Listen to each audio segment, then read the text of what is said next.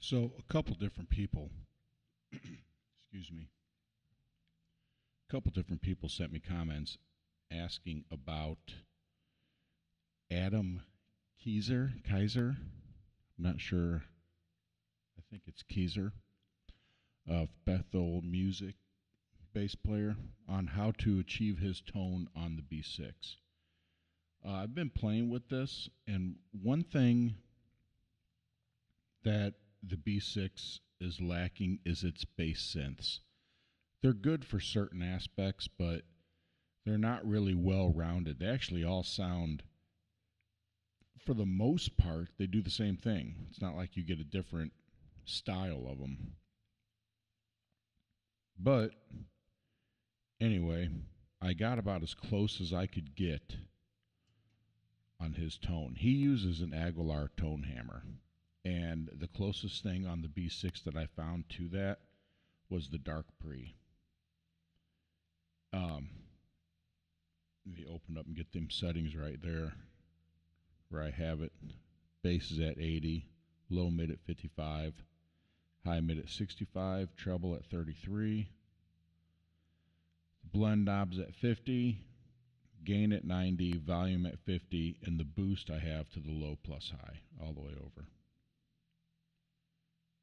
And that seemed to get pretty much about the best, closest that I can get to it.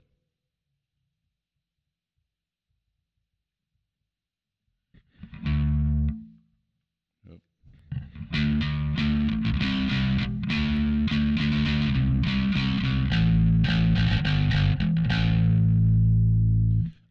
There was a couple songs of his that I pretty much was playing those songs and played right along with them side by side until I got it to match as close as possible. I am using a jazz bass, which is what he uses. I have the both volumes all the way up, and the tone, I have probably rolled about 60% of it off to get it to try to match out. Of course, strings, everything like that's going to make a difference. Because one thing I was doing here, I normally don't play with a plectrum, but when I do, I was using that one.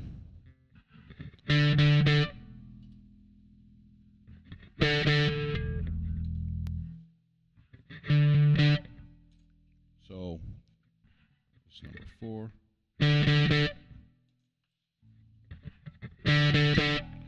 I hear a difference in the 5 different ones that I used. Here, I'll pull them up here just so you guys can see.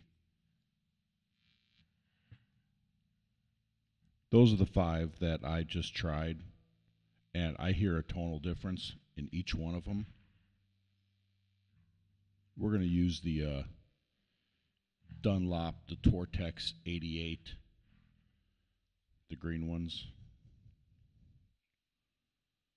We'll use that one for this. That seemed to get about the best, closest sound to it that I can come across.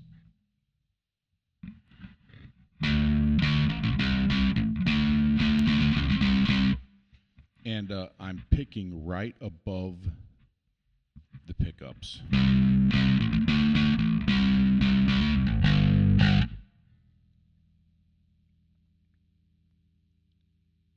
Now, this is where everything gets tricky. He also uses where I was getting at with the bass synths earlier. He uses the Electro-Harmonix, the microsynth, the EQs, and all that on the bottom of the graphic equalizer. The synths on this, you can't get, it's just almost like at the beginning of each tone or each strike of the sound, you're getting like a wah type sound, like it's building into it instead of instant attack. Here, let me turn it on. You can hear that. Then we'll go to the settings.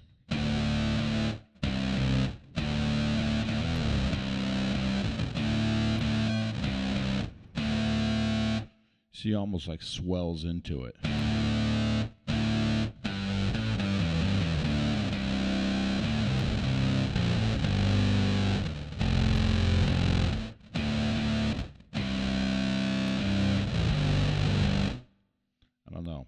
But that was as close as I can get with this. I tried with trying to mimic like a sub-octave fuzz on here with a like the muff pedal and the octave pedal, and I just couldn't get close. This was actually about the closest that I can get on there.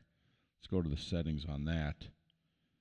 The mode running down, sensitivity to 2, the attack at 100, the range at 5, the reso 51, the octave at 60, the balance at 64, and the volume at 100. And as you can see up into here, I don't have anything. Volume's at 100. That'll keep going away. Everything's flat. Like I said, I set that up for try to get my tone where I want it, and then that's what I usually set up through either an amp or a PA.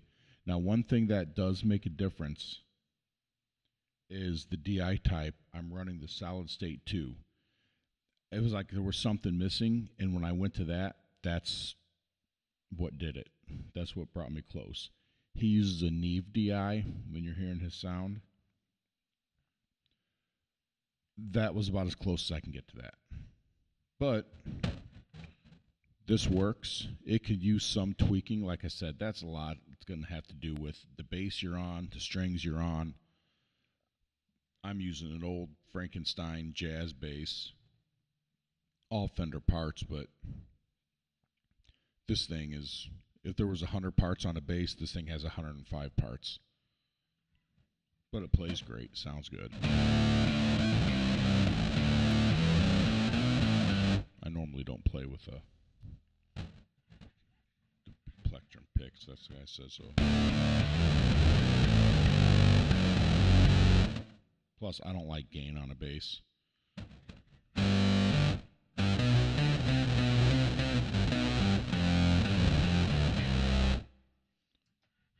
But it seemed to do the trick with this song.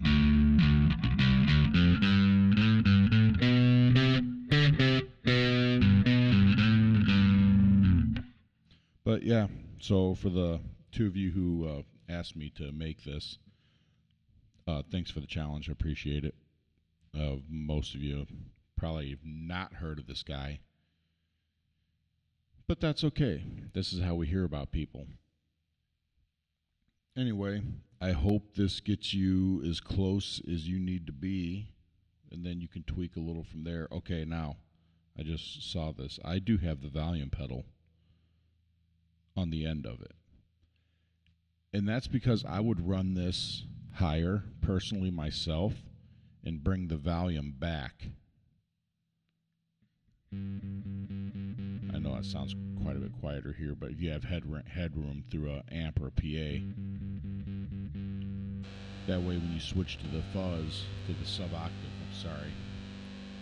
the synth, if you wanted that to come up, you could do that with the volume. That's just my preference. That's just what I would do with it. The way you can play with it, not rattling the house apart. But anyway, I hope that helps. That's as close as I can get to the B6, on the B6, to Adam Kiser's bass tones. If anyone has any suggestions or you can get closer, please put it in the comments so we can all bask in this vast knowledge that we're trying to gain here on YouTube. But anyway, thanks. I hope you guys enjoyed.